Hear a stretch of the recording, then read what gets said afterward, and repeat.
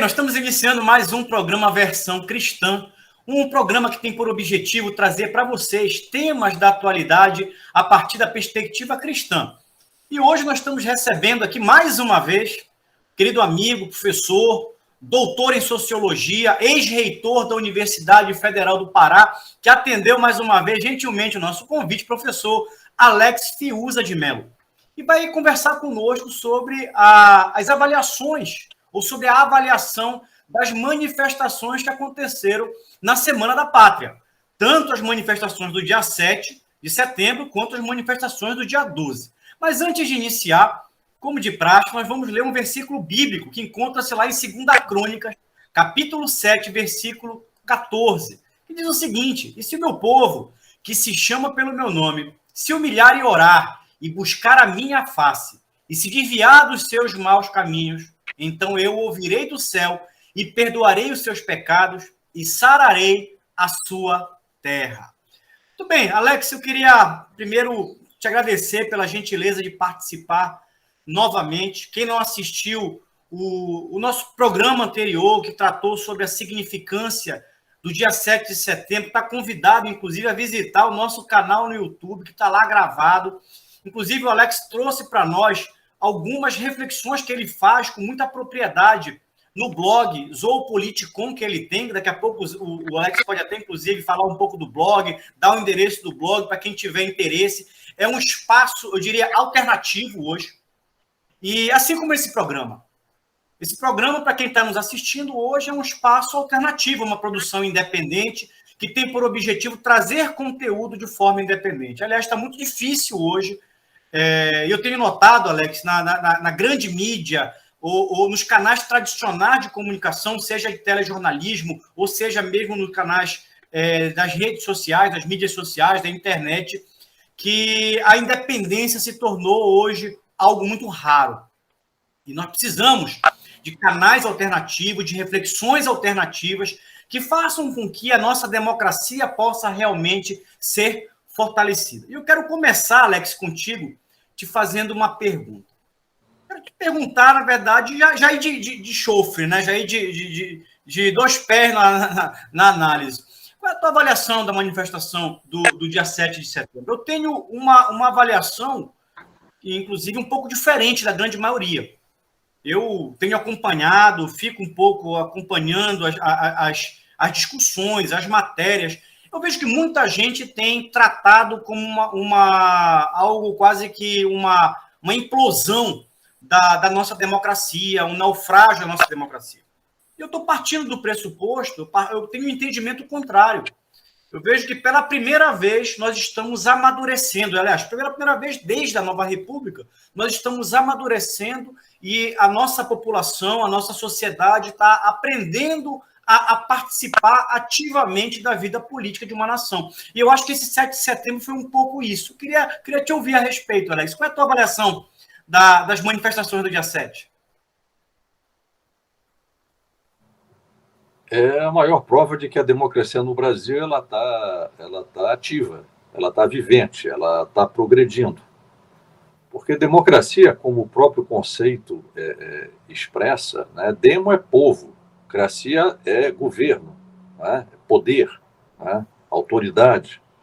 Então, democracia é a manifestação do governo, da autoridade do povo, né, que não pode governar-se diretamente no dia a dia, em função da complexidade que envolve a dedicação à função governativa. Daí a razão pela qual se inventou o formato de uma democracia representativa no mundo moderno, contemporâneo, diferentemente da democracia grega, que eram em cidades-estado, em que os homens livres, que era a minoria, se reuniam em praça pública e diretamente decidiam, né, encaminhavam aos governantes as decisões a respeito do que se esperava que houvesse atitudes executivas. Né? Isso é impossível em sociedades complexas como a sociedade moderna.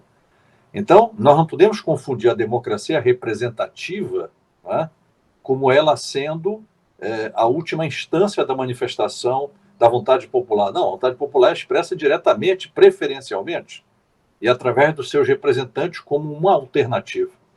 E um outro equívoco que se comete ou pelo menos se induz a sociedade a pensar equivocadamente, é que se confunde a vontade soberana do povo com as instituições formais representativas do Pacto Social Democrático. Né? O povo, quando se manifesta explicitamente, ele não ameaça as instituições. O povo não ameaça a instituição, porque a instituição é representativa da sua vontade em tese. Né? Então, o povo questiona a atuação dos membros que nessas instituições deveriam ser seus delegados, representar a sua vontade e não fazem. Então, quem ameaça a democracia não é o povo quando vai à rua, mas são os indivíduos que, dentro das instituições, né, bloqueiam, impedem, inviabilizam, deturpam e desviam a vontade popular para interesses escusos e corporativos e patrimonialistas e assim por diante. Então, na verdade, o 7 de setembro representa exatamente o ressurgimento, de uma maneira bastante contundente, né, do espírito democrático na sociedade brasileira. E esperemos que não seja uma manifestação meramente pontual, que o povo, né, que a sociedade como um todo entenda que ela tem que assumir o papel de sujeito histórico e ir às ruas toda vez que for necessário para defender os seus interesses. Não for o 7 de setembro, nós não teríamos obtido a alteração da correlação de forças que estava se impondo no Brasil em favor, né, de uma dominação, né, de grupos que estavam indo contra, inclusive, a Constituição. As manifestações na rua, na minha opinião, assustaram esses atores e obrigou a que houvesse um novo pacto que nós vamos ter que verificar na prática com os fatos, não imediatamente, mas em seguida, se de fato houve este acordo ou se não houve este acordo. O recuo do presidente pode denotar apenas um ato estratégico em função de um acordo pactuado ou uma rendição. Se foi uma rendição, houve uma, vamos dizer assim, uma traição do presidente à vontade expressa das ruas. Se foi apenas um ato estratégico com base na manifestação das ruas para fazer conquistas que estavam se perdendo anteriormente, então crédito para a manifestação das ruas, sem o que não teríamos tido ou não teremos essas transformações que são esperadas. Então vamos ter que aguardar os fatos para fazer um julgamento final, ter um veredicto final sobre, vamos dizer assim, o que ocorreu a partir de 7 de setembro. Mas, indubitavelmente, aquilo ali é uma expressão absolutamente democrática.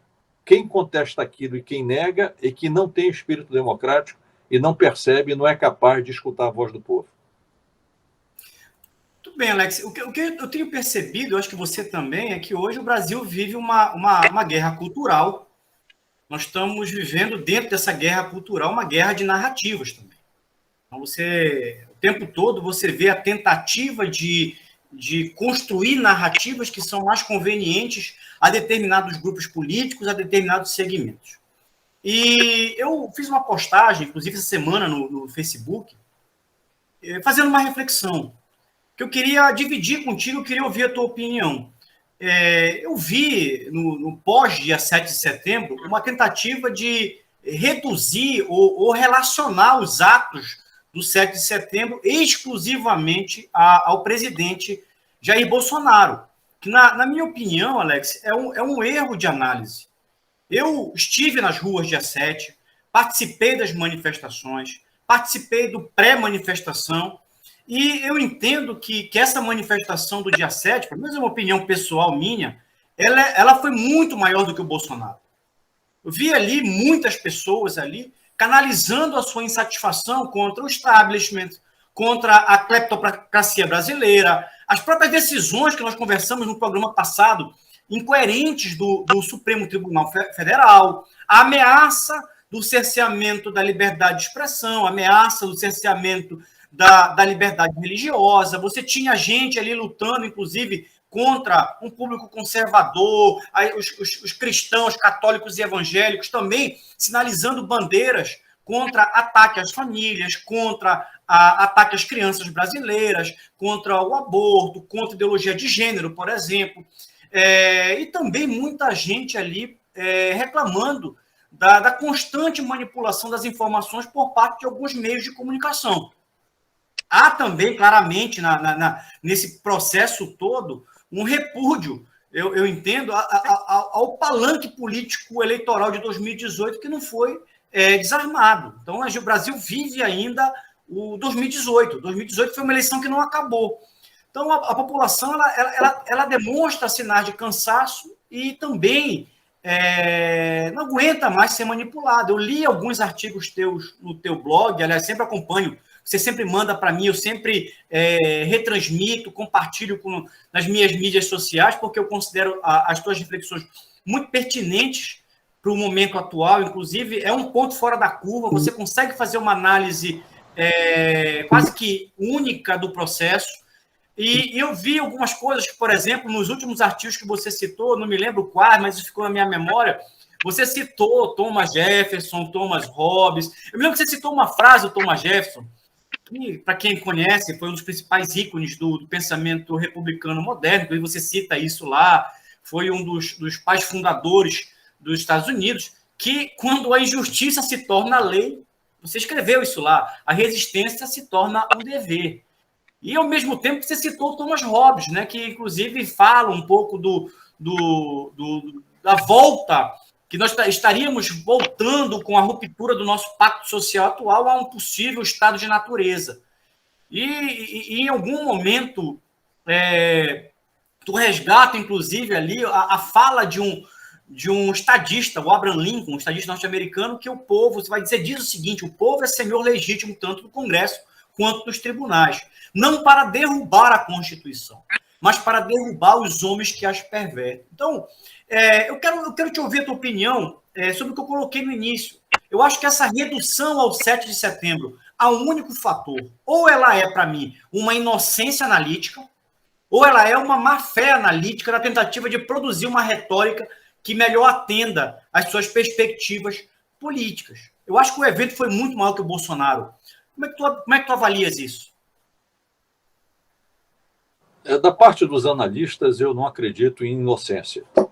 É meramente má-fé, ou, para não chegarmos ao ponto de dizer má-fé, é meramente vamos dizer assim, uma interpretação direcionada, parcial, facciosa dos acontecimentos em função de interesses políticos explícitos, ou por vezes implícitos.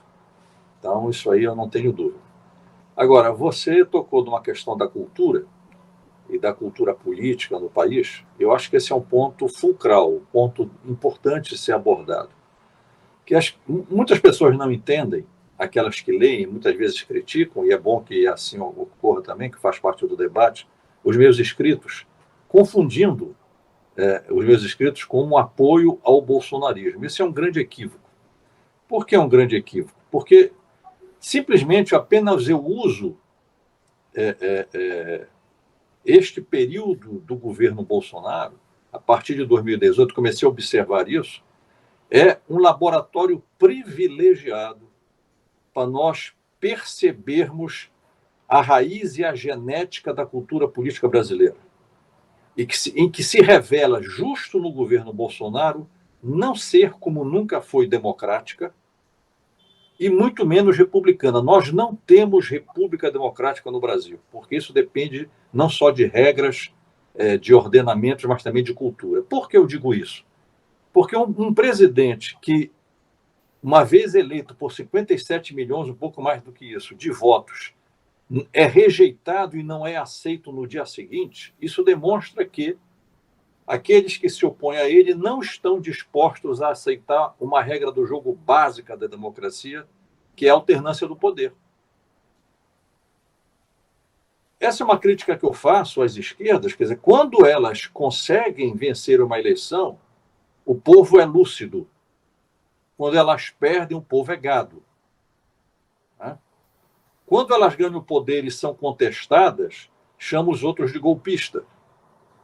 Quando os outros ganham a eleição, elas conspiram no dia seguinte pedindo impeachment. Isso aconteceu com o Collor, não foi no final, foi desde o início. Isso aconteceu com o Fernando Henrique, isso aconteceu depois com o Temer, isso aconteceu com o Bolsonaro. Agora, nenhum momento histórico da República recente brasileira, um presidente foi tão perseguido, tão denunciado, tão rejeitado, tão questionado quanto Bolsonaro. Então, isso é um laboratório de reflexão sobre a cultura política.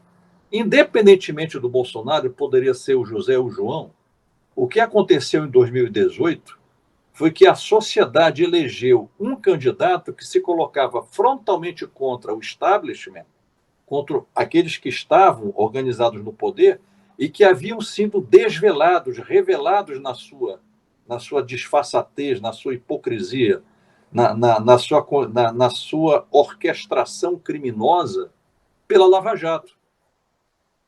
O Bolsonaro foi eleito circunstancialmente em decorrência da Lava Jato. Não existiria Bolsonaro sem a Lava Jato. E aquele candidato que expressou uma vontade popular naquele momento, poderia ter sido o João, os outros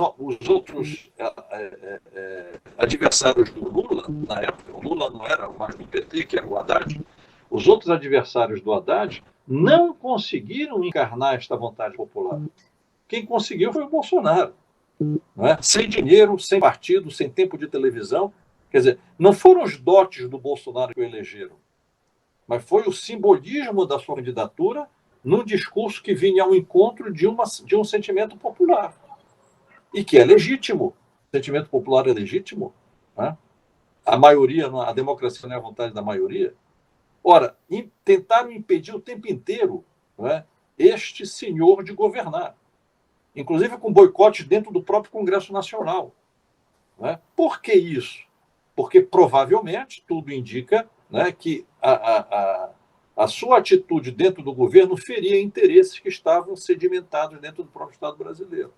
E isso, como você muito bem percebeu, né, fez com que o palanque não se dissolvesse até hoje. E o que é que acontece hoje? A população continua reconhecendo nele a única alternativa para dar sequência à luta contra aquilo que não acabou e que ela quer vencer e que hoje ela identifica muito mais arraigado no Estado brasileiro, inclusive dentro das cortes superiores do Poder Judiciário, o que é mais grave, porque deveriam ser exatamente os indivíduos que estão ali para garantir a constitucionalidade, a ordem democrática, o Estado de Direito, e se mostram partidários de todos aqueles que conspiram contra um presidente legitimamente eleito. Então, isso demonstra que estamos longe de consolidar a democracia no Brasil, estamos longe de uma cultura republicana. Então, eu faço disso um laboratório de reflexão. Não é o Bolsonaro pelo Bolsonaro, mas ele é extremamente revelador. Assim como a Lava Jato foi reveladora em apresentar à sociedade brasileira a natureza dos donos do poder, que... Alex, um minuto para concluir. No final da década de 50, um dos grandes intelectuais e escritores e sociólogos brasileiros, que foi Raimundo Fauro, escreveu a respeito no seu célebre Os Donos do Poder, né? A Lava Jato ilustrou os donos do poder de Fauro, revelou pela imagem aquilo que estava sinteticamente escrito apenas de uma forma tradicional e que não era de conhecimento público. A Lava Jato disseminou os donos do poder de Raimundo Fauro. Não é? E o Bolsonaro heuristicamente, para facilitar a compreensão, um governo que revela todo o resto da podridão que está por dentro do Estado brasileiro, inclusive dentro do Poder Judiciário.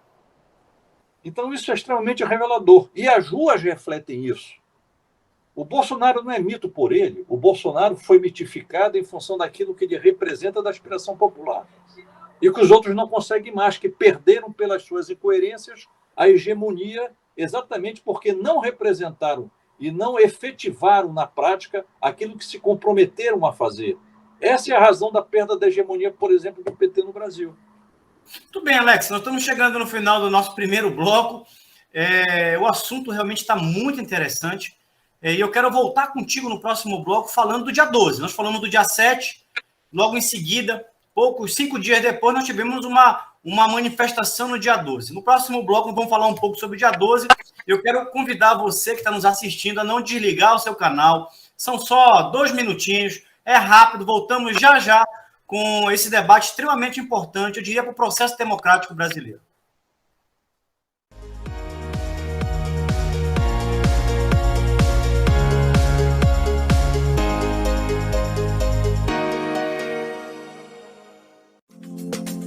A Calman Brasil Calibração e Manutenção é uma empresa com excelência em calibração, manutenção e testes em instrumentos de medição, equipamentos e mangueiras. A calibração dos equipamentos é atividade vital e deve ser realizada frequentemente. E a Calman é o lugar ideal. Possui certificação ISO 9001, tem laboratórios equipados com padrões modernos. Nossos técnicos são qualificados e possuem o treinamento e o equipamento necessários para oferecer teste e calibração de qualidade. Calman Brasil, calibração e manutenção do jeito certo. A Ótica Visão Saúde oferece para sua família a melhor experiência no segmento óptico. Nossas armações são atualizadas semanalmente e nosso portfólio conta com acessórios, óculos solares, lentes de contato, além de todos os produtos varejista ópticos. Aceitamos todos os cartões de crédito em até 18 vezes e planos com até 50% de desconto. Venha e fale com um dos nossos consultores. Teremos um imenso prazer em atender você e sua família. Ótica Visão Saúde, excelência em saúde visual. SOS Extintores, sua opção em segurança com ampla linha de equipamentos para combate a princípios de incêndio com alto padrão de qualidade e segurança. Extintores de incêndio da linha convencional, mega e premium, tudo para quem quer resposta imediata, efetiva e segura na proteção de vidas e patrimônios. Ampla linha de sinalização fotoluminescente, mangueiras de incêndio, soluções personalizadas de acordo com o seu empreendimento, seja residencial, comercial ou industrial. Solicite seu orçamento. Somos a loja Varejão do Frango. Trabalhamos com qualidade e com o menor preço da cidade. Atuamos no ramo de frango vivo, abatido na hora, com variados tipos de corte e galeteria. Nosso produto vai para a sua mesa com a procedência de qualidade do produtor para o consumidor. Estamos localizados em Coraci, na feira da 8 de maio, trabalhando e inovando para atender melhor os nossos clientes.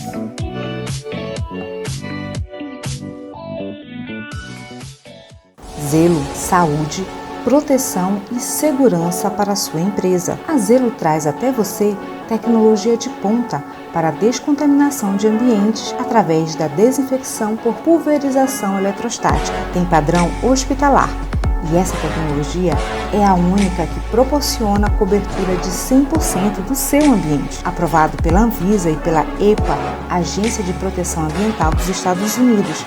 Não é tóxico nem corrosivo. Seu ambiente higienizado e livre do coronavírus. Muito bem, viu? Foi rapidinho. Nós voltamos com o segundo bloco do nosso programa Versão Cristã, hoje com o professor Alex Fiuza de Mello, sociólogo, ex-reitor da Universidade Federal do Pará. Nós estamos hoje batendo um papo sobre as manifestações da Semana da Pátria, tanto a manifestação do dia 7 de setembro, quanto as manifestações que aconteceram no dia 12 de setembro. Alex, eu queria voltar contigo. Nós falamos um pouco no primeiro bloco sobre as manifestações do dia 7 de setembro, e 5 dias depois, no domingo, nós tivemos as manifestações do dia 12 de setembro, em grande parte puxado por grupos políticos ali, partidos de centro-esquerda, o MBL, o Novo, Cidadania, PDT, PV e outros grupos políticos. E o som, em geral, era o Fora Bolsonaro. E ali eu via claramente, na minha avaliação, 2 movimentos claros. O primeiro movimento, eu diria que é a tentativa de construção de uma ambiência política de legitimação a um possível impeachment do presidente Bolsonaro, lembrando que, inclusive, a própria CPI, que está rolando no Congresso Nacional sobre a questão da vacina, sobre a questão do Covid, deverá entregar nos próximos dias um relatório. O relator Renan Calheiros tem prometido um relatório aí contra o presidente, já que seria para muitos ali, talvez, o início do processo de impedimento político do presidente. Então, eu vejo esse ato do dia 12, uma tentativa de criar a ambiência política, a legitimação para essa discussão do impeachment e também, Alex, muito claramente a tentativa de construir uma dita terceira via. Antes de passar a palavra, na minha clara visão do dia 12, eu também acompanhei do dia 12, ao contrário do dia 7, que eu fui para as ruas, no dia 12, eu fiquei nas mídias sociais, monitorando, eu claramente vi ali um naufrágio da tentativa de emplacar uma terceira via. Aliás, muito se discute, na verdade, se realmente seria uma terceira via ou uma via alternativa ao establishment, ou o establishment travestido de terceira via. Então, eu queria te ouvir sobre o que você achou das manifestações do dia 12, qual é a tua opinião em relação a esse acontecimento e a esses pontos que eu coloquei agora para você. Bom, tudo bem. Bom, a questão das candidaturas, elas ainda estão no momento em aberto. Então, enquanto existir história, tudo é possível. A história, a política, ela se movimenta, às vezes, com uma rapidez e com uma imprevisibilidade que nós não podemos excluir a priori qualquer possibilidade. Agora, no que diz respeito, e eu concordo com você que essas eram as duas motivações para as manifestações do dia 12, em contraposição ao dia 7, no que diz respeito ao impeachment do Bolsonaro, isso implodiu. Não existe impeachment sem apoio popular. Não existe isso em lugar nenhum do mundo. Só houve impeachment da Dilma Rousseff por causa da manifestação do povo. A mesma coisa, o povo demonstrou que não quer impeachment. O Congresso Nacional não vai brincar de impeachment comparando as duas manifestações. Né? Se não tem medo de perder voto, no mínimo tem medo... se não tem medo de uma invasão do Congresso, na medida que se deflagra um impeachment do Bolsonaro, e tem que ter muito cuidado com isso mesmo, né? Além do que essa forçação de barra, já que não tem crime evidente, sabemos todos disso, pode mexer com outros níveis institucionais graves, né, dentro do Estado brasileiro, não quero aqui nominar explicitamente, mas se não for por esse medo, no mínimo, o medo da perda dos votos. Né? Porque, na verdade, a comparação do dia 7 com o dia 12 é muito clara e evidente, no sentido de que os fatos desfazem as narrativas. Os fatos desfazem as falsas pesquisas. Os fatos desfazem a manipulação. Nada como os fatos. Então, não sobrou pedra sobre pedra. Né? A oposição a Bolsonaro vai ter que fazer uma revisão urgente das suas táticas, da sua postura e das suas narrativas, porque ficou demonstrado que as suas narrativas não colam mais. O povo já percebeu a jogada. Não adianta mais insistir, né, com um tipo de informação ou de deformação meramente militante, descolada da realidade, que já não mais exerce hegemonia nenhuma há muito tempo. E quanto mais se insiste nisso, mais se perde voto e mais se perde crédito. Então, realmente, eu acho que nós vamos viver uma reinauguração do processo sucessório a partir do dia 12 nesse sentido. Né? E eu diria mais, eu sempre tenho defendido que a resistência extremada do Tribunal Superior Eleitoral à adoção de um sistema mais seguro de contabilidade, de auditoria dos votos, no mínimo é suspeito. E se nós tivermos um progresso nesse sentido, de garantir melhor a auditoria da votação de 2022, só isso vai implodir muitas candidaturas que só se lançariam na possibilidade de fraude. Nós não estamos falando vamos dizer assim, de hipóteses fantasiosas. Este problema da fraude eleitoral em urnas eletrônicas, ele já se deu na Venezuela, ele tem suspeitas na Argentina, ele está se dando agora, o Peru está profundamente em crise por conta disso. Está tendo uma reviravolta agora na situação peruana. Não é? Há questionamentos graves na eleição americana recente. E há uma rejeição desse sistema eletrônico sem auditagem de voto impresso, não é? Na grande maioria, mas imensa maioria dos países ocidentais democráticos. Então, isso não é o acaso. Então, de fato, eu acho que a batalha do voto auditável, do controle do sistema eleitoral, continua sendo capital para definir os atores do processo. Há quem vai para o processo confiando em fraude e há quem vai desistir na medida que isso aí ficar afastado de ser executado. E a questão da terceira via, não é? A terceira via aqui, a Lula e a Bolsonaro, seria uma terceira candidatura, mas não basta ser contra um ou outro. Qual é o projeto alternativo? Quem vai encarnar essa terceira via? Um Dória, com desgaste, que o Dória não consegue nem se eleger nem prefeito mais de São Paulo, talvez nem síndico de prédio, com o desgaste que o Dória tem. Ciro Gomes vai ser esse nome alternativo? Quem? Marina Silva? Não é? Quem mais? O governador do Rio Grande do Sul, que é uma liderança meramente regional, e olhe lá, que saiu desgastado de todo esse processo. Aí você vê os grandes partidos da nova república completamente em crise, né? Seja o PSDB, seja o PT.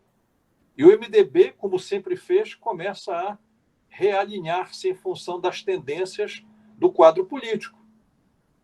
Por que o MDB se aproximou de Bolsonaro agora? Porque o Bolsonaro está tendo a hegemonia do voto popular. Demonstrou ter a hegemonia do voto popular. Por que o Centrão se aproximou de Bolsonaro? O Centrão basicamente é Nordeste, porque a votação de Bolsonaro cresceu no Nordeste. Muitos pensam que Bolsonaro é refém do Centrão. Eu desconfio se é uma relação meramente de submissão. Eu acho que aí é um acordo recíproco em função das vantagens recíprocas. Bolsonaro consegue manter-se no poder sem o impeachment e, ao contrário, o Centrão consegue usufruir da popularidade de Bolsonaro, né, nos seus rincões, nos seus tradicionais, como se dizia antigamente, o Vitor Nunes Leal chamava bom, esqueci agora o conceito que ele usava, que eu caribaria perfeito nesse momento. Mas nesses seus rincões, nesses seus rincões tradicionais de votação. Então, isso é um jogo político que precisa ser observado na sua inteireza, na sua globalidade. Né? Então, eu diria assim, que uma terceira candidatura está em crise, desde a origem, exatamente por não ter alguém que represente algo de novo. Né? E Bolsonaro representa o quê? A continuidade da luta, da ruptura contra esse tipo de oligarquia cleptocrática tradicional.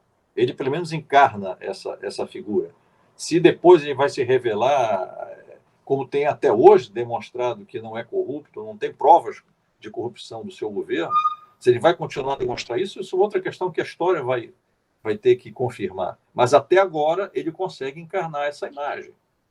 E essa imagem cola muito bem junto à aspiração popular. O PT não consegue mais liderar e hegemonizar por tudo aquilo que legou, né, dos seus governos, né, não consegue mais puxar a população. A terceira via é disforme, não tem nenhuma proposta explícita, só ser contra um e contra outro, isso é muito pouco. O povo não vai ficar numa proposta de antipatia às candidaturas hegemônicas que estão postas hoje, ou pelo menos que detêm parte substantiva do apoio popular, mesmo porque o PT continua lá com seus 20%, 25% de aderentes e de simpatizantes, isso vai permanecer por muito tempo. Sempre tende a ficar no segundo turno por conta desse trabalho que foi feito de décadas e conseguiu costurar minimamente, vamos dizer assim, apoiadores que são organicamente vinculados ao partido. Os outros não. O PSDB nunca foi partido de massa. MDB nunca foi partido de massa. É partido de quadros, de redes de articulação, de bastidores, assim por diante. Né? E o Bolsonaro é uma liderança mitificada em função de uma circunstância muito particular da história política brasileira recente. Alex, eu queria te fazer mais uma pergunta, mas antes de fazer a pergunta, fazer um comentário sobre esse ponto. Eu coloquei anteriormente, mas eu volto a dizer. Minha avaliação. Acho que o dia 12 de setembro sacramentou a possibilidade de uma terceira via ou uma candidatura minimamente competitiva nesse cenário que nós temos para frente. Para falar um pouco sobre isso no próximo bloco. Mas o que eu vejo hoje, a chamada terceira via, na minha opinião, tem sido a segunda via, ou a via da esquerda travestida de algo que tenta mostrar uma roupagem um pouco diferente, só que o cidadão brasileiro não consegue ver algo diferente. O próprio Dória, Ciro, Marina, não conseguem descolar dessa imagem que a esquerda, do lulopetismo, que o lulopetismo deixou nessa herança recente, e desse alinhamento com a cleptocracia brasileira. Quer dizer, primeiro a fraude política, né? Quer dizer, a esquerda brasileira, o lulopetismo, em vez de tirar o establishment brasileiro, romper com o establishment brasileiro, acabou criando uma relação... Como prometia. Exato, como prometia. Na verdade, foi uma fraude política. Prometeu e, no fundo, criou uma relação basicamente de perpetuação no poder. Você vê, a Lava Jato mostra isso. A Lava Jato explicita exatamente esse ciclo vicioso, deletério da política brasileira. E agora, no dia 12, eu acho uma coisa muito curiosa. Primeiro, o Fora Bolsonaro do dia 12, nós não tivemos a manifestação, a participação do PT e do PCdoB, que tradicionalmente encabeçariam esse processo. Eu me lembro que eu ainda, quanto estudante secundarista, eu acompanhei o Fora Sarney, Fora Collor, Fora Itamar, Fora FHC, Fora Temer. Exatamente o que você colocou. Democracia é somente quando eles ganham. Quando eles perdem, eles não se adequam às regras da democracia. Mas é curioso que o PT e o PCdoB, por exemplo, não estavam nessa chamada do dia 12 e esvaziaram esse dia 12. Por outro lado, alguns partidos de centro-esquerda estavam no dia 12. Me surpreendeu a postura do Novo, PDT, PV, PCB e outros movimentos como o MBL. E depois do fracasso, é curioso que esses outros rolos de partido, eles praticamente jogaram todo o ônus do fracasso no MBL, o que não é verdade. Houve uma tentativa de mobilização desses partidos. A hora que houve o fracasso da mobilização, eles tiraram e deixaram o MBL sozinho. Como é que tu avalia esse fracasso do dia 12 de setembro? Não, o MBL é a expressão deles, não é? Esses partidos apenas demonstraram que não são partidos de massa, né? Não são partidos enraizados na sociedade. São partidos de elite, partidos de pequenas corporações, né? Todos eles têm os seus caciques também, né? Então, reproduzem o mesmo esquema da política tradicional da velha república, né? Continuam os caciques, os donos de partido, né? E assim por diante. E numa circunstância como essa, fica revelado, né, esse conteúdo, né, esvaziado de representatividade que esses partidos detêm. Por outro lado, claro, o pior quadro para o PT seria, e para os partidos associados ao PT, seria ajudar a fermentar uma terceira candidatura, que poderia deixar o próprio PT de fora do segundo turno. Isso não tem o mínimo interesse ao PT, estar fora do segundo turno, né? Tem que garantir o segundo turno. Então, não tem como alimentar uma outra alternativa à candidatura. Essa é a razão pela qual não quiseram se colar no evento. Agora, independentemente desses interesses eleitorais ou eleitoreiros que se contrapõem, uma coisa é certa: todos estão unidos contra Bolsonaro, não é? Seja porque o Bolsonaro é o candidato mais forte, mas, sobretudo, porque o Bolsonaro é aquele que representou um ponto fora da linha dos planos, né, de um grupo que estava instalado no poder e que o PT passou a fazer parte, junto com seus partidos associados, não é? Ao invés de combater, não é? Se metamorfoseou como parte desse grupo, não é? Tornando-se, inclusive, a própria liderança da cleptocracia pluripartidária, associada, como o Mensalão revelou, por exemplo. Né? Como a distribuição dos cargos nos ministérios pelos vários partidos também revelou. Né? Como o que ficou demonstrado pela Lava Jato em termos de corrupção e de apropriação indevida, patrimonialista do erário público, né? Fez exemplarmente, o PT fez exemplarmente, mais do que os partidos que antes ele criticava que o faziam. Né? Então, esta unidade anti-Bolsonaro, na verdade, é uma unidade em função do retorno daquela condição de governança e de governabilidade que hoje está sendo questionada em função do que foi revelado pela Lava Jato. Né? E, nesse sentido, reforça a candidatura de Bolsonaro porque parece ser o único que se mantém com crítica a esse status quo, a essa situação. Nenhum outro partido critica o status quo. Pelo contrário, luta pela reabilitação do status quo perdido. Então, só fazem crescer a candidatura do Bolsonaro. Eles não se apercebem disso. Cegos que estão, ou enraivecidos que estão, de terem pedido um poder, né, para um, entre aspas, tosco candidato, que até hoje se mostrou, incrivelmente, isso aqui é uma espécie de uma afronta permanente aos egos atingidos, até mais inteligente na sua simplicidade, entre aspas, mais inteligente e esperto do que todos eles reunidos. Tanto que está driblando os impeachments sucessivos, as narrativas fomentadas de forma orquestral por todos os grandes meios de comunicação, está superando os bloqueios dentro do Congresso Nacional, né? As perseguições do Supremo Tribunal Federal. Esse cara ainda não caiu, como é que é possível isso? Né? Isso aí é desmoralizante, né? Para todo esse conjunto de interesses e de lideranças de partidos que estão aglutinados em torno de um objetivo comum e que não conseguem impor. É isso. Muito bem, Alex. Nós estamos chegando no final do nosso segundo bloco.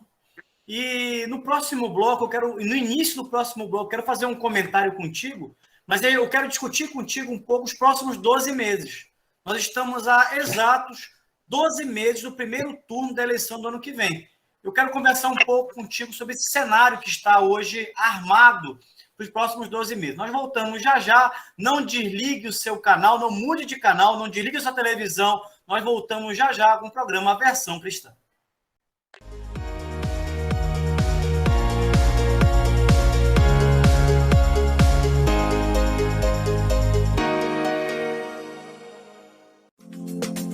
A Calman Brasil Calibração e Manutenção é uma empresa com excelência em calibração, manutenção e testes em instrumentos de medição, equipamentos e mangueiras. A calibração dos equipamentos é atividade vital e deve ser realizada frequentemente. E a Calman é o lugar ideal.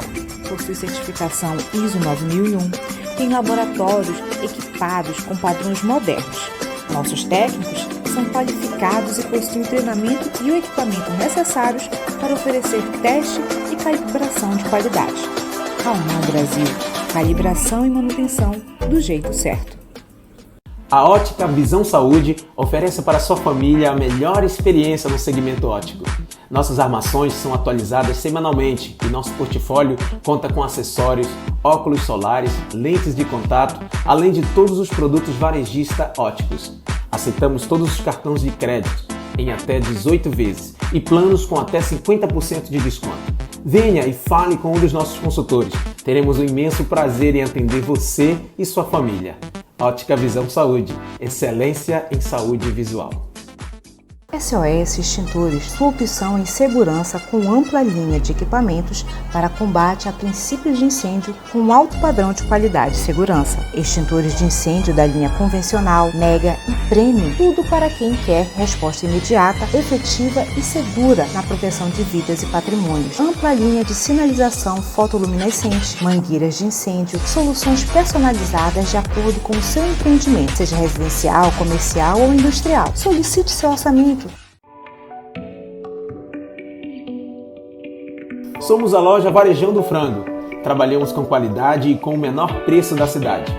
Atuamos no ramo de frango vivo, abatido na hora, com variados tipos de corte e galeteria.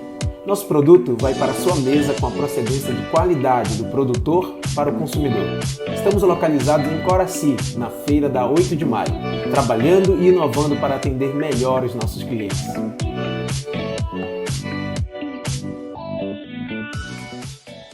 Zelo, saúde, proteção e segurança para a sua empresa. A Zelo traz até você tecnologia de ponta para a descontaminação de ambientes através da desinfecção por pulverização eletrostática. Tem padrão hospitalar e essa tecnologia é a única que proporciona a cobertura de 100% do seu ambiente. Aprovado pela Anvisa e pela EPA, Agência de Proteção Ambiental dos Estados Unidos. Não é tóxico nem corrosivo. Seu ambiente higienizado e livre do coronavírus.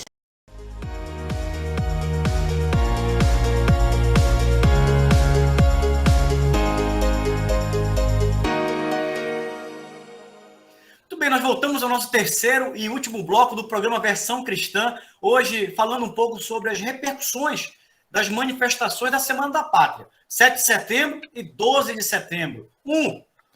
No dia 7, favorável ao presidente Jair Bolsonaro, e outro no dia 12, contrário ao presidente Jair Bolsonaro. Para conversar conosco, nós estamos recebendo o professor Alex Fiuza de Mello, ex-reitor da UFPA e cientista social, que tem escrito verdadeiras pérolas no seu blog Zoopoliticon. Quem não conhece, até convido que visite o blog Zoopoliticon e você vai ver uma série de artigos ali extremamente interessantes sobre a política contemporânea, sobre a situação atual do Brasil.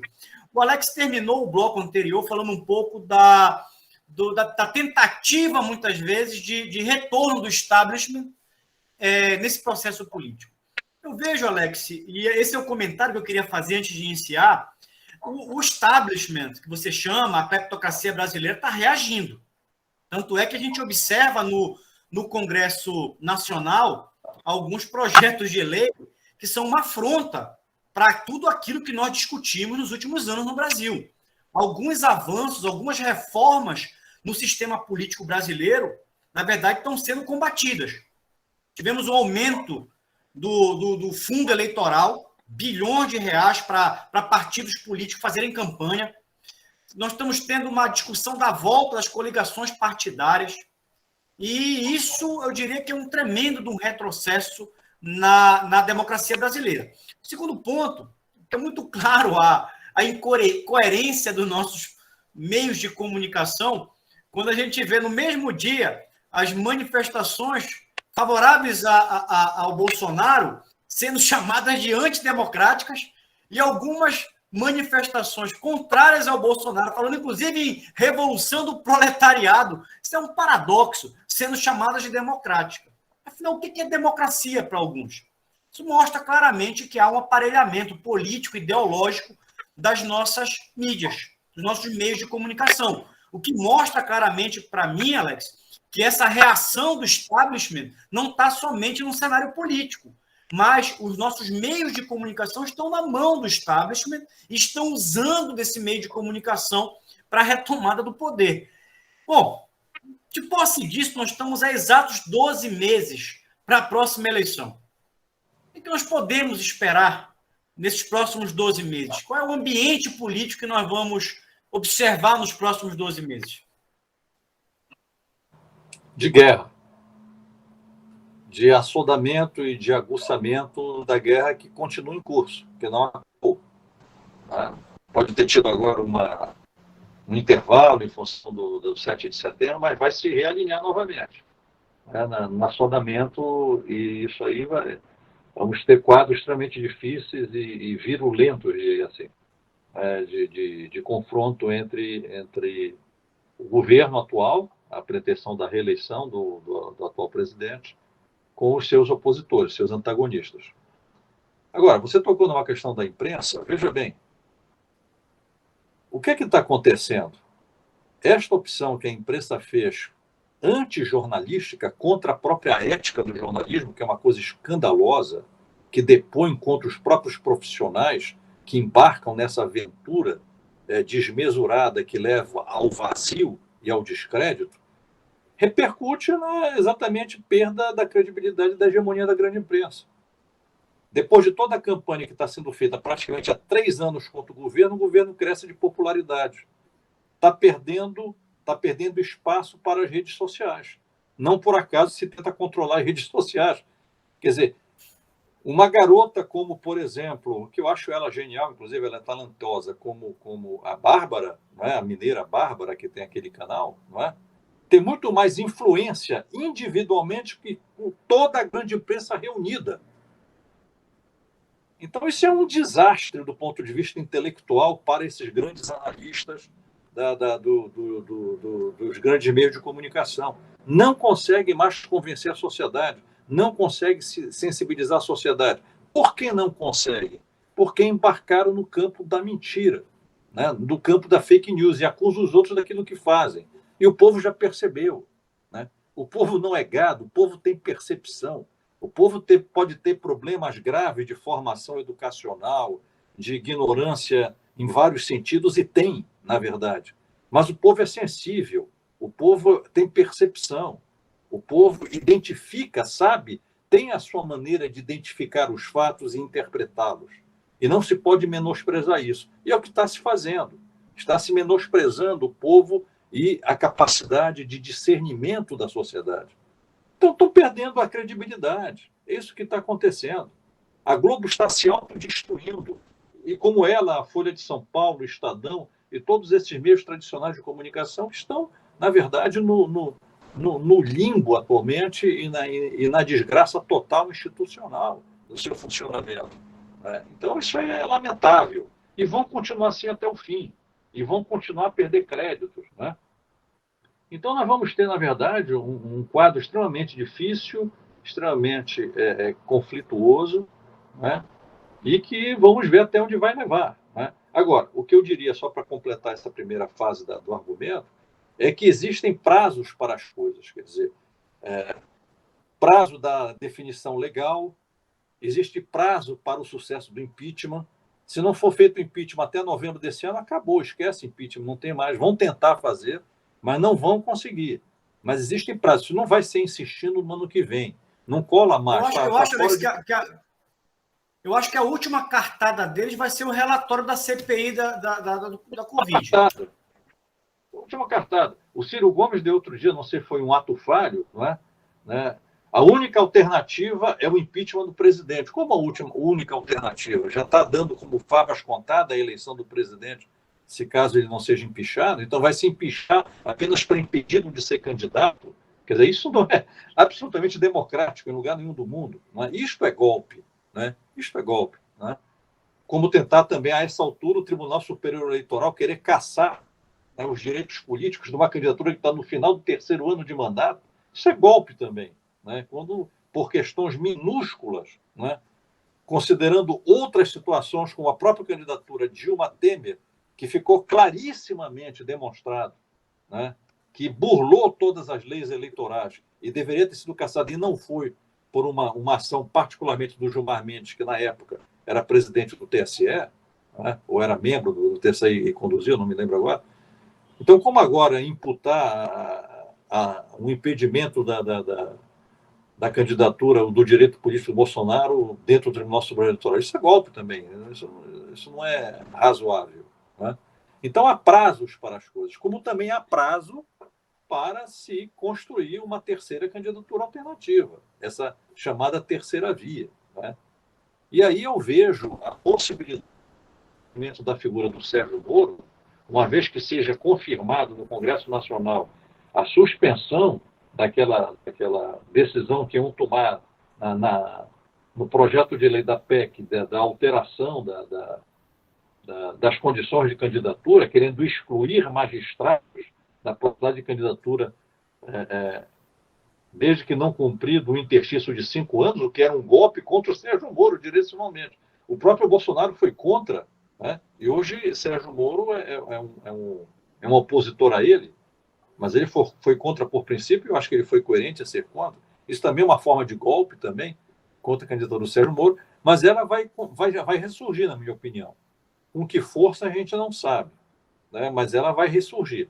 Agora, eu diria assim, no caso do Bolsonaro em particular, se os eventos que ocorrerem a partir de agora demonstrarem de que o acordo que ele fez foi benéfico para a democracia brasileira, não é? Ele vai sair ganhando deste episódio como saiu ganhando da época do Sérgio Moro. Mas se ele se render e o Supremo Tribunal Federal continuar com a mesma postura e a impunidade às suas atitudes inconstitucionais, mostrando que o Bolsonaro, na verdade, é fraco e não conseguiu contornar esse problema, aí eu acho que pode crescer uma terceira candidatura sobre a perda da credibilidade, pelo menos em parte dos seus apoiadores, do próprio Bolsonaro. Agora, um último elemento que precisa ser considerado também são as condições da evolução da situação econômica do país. Se houver a redução da pandemia, como está ocorrendo em princípio, e houver a retomada do crescimento econômico, isso aqui conspira em favor do Bolsonaro. Então, são todos esses elementos que precisam ser avaliados, ser acompanhados daqui para frente, para nós termos, na verdade, o quadro efetivo da sucessão para o próximo ano. E esse quadro estará mais ou menos configurado, na minha opinião, até o início do ano que vem, como tendência. Tudo bem, Alex. Eu quero te agradecer. Nós estamos chegando no final do nosso terceiro e último bloco do programa Versão Cristã. Hoje nós estamos debatemos, na verdade, o tema das manifestações do dia 7 e dia 12 de setembro. Mais uma vez, eu agradeço a presença do cientista político, cientista social, Alex Fiuza de Mello, ex-reitor da Universidade Federal do Pará. E eu finalizo, Alex, com uma reflexão que eu fiz no início do nosso programa. Eu ouso pensar de forma diferente do que muitos. Muitos têm visto nos nossos últimos acontecimentos a derrocada da democracia brasileira. E eu vejo que talvez nós estejamos vivendo justamente a consolidação do nosso processo democrático, com a população verdadeiramente aprendendo a debater a res pública, a se posicionar muitas vezes contra os meios de comunicação ou contra o establishment. Nós estamos pela primeira vez vendo a sociedade quebrar a hegemonia de antigas hierarquias políticas, econômicas e de meios de comunicação. Ao mesmo tempo, algumas questões nós precisamos avançar. Eu, particularmente, sou um defensor da mudança do nosso Supremo Tribunal Federal. Eu sou da opinião que não dá para nós termos uma Corte Suprema no Brasil com indicação política.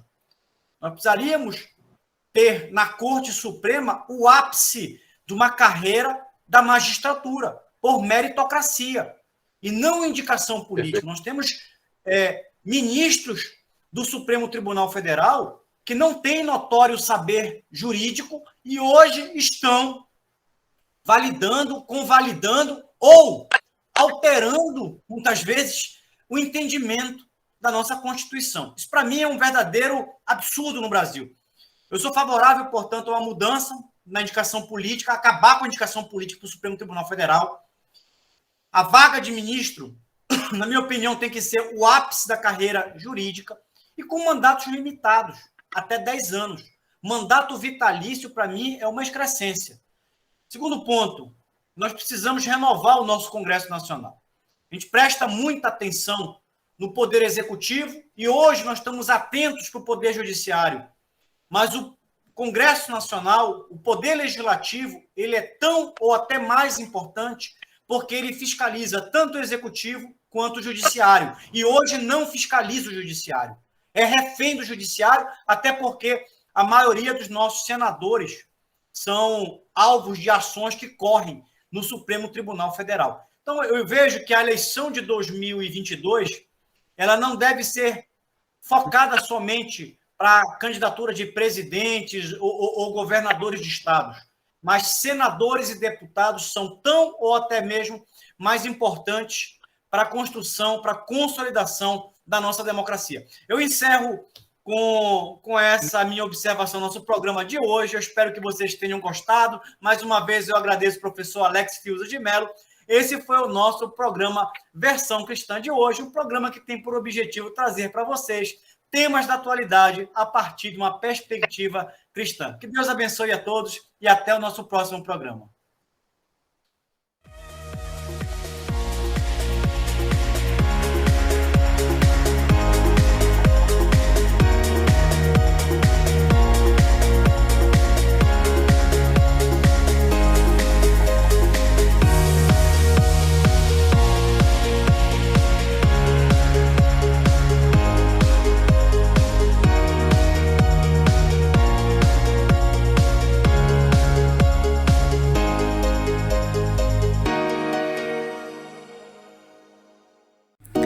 Este programa é um oferecimento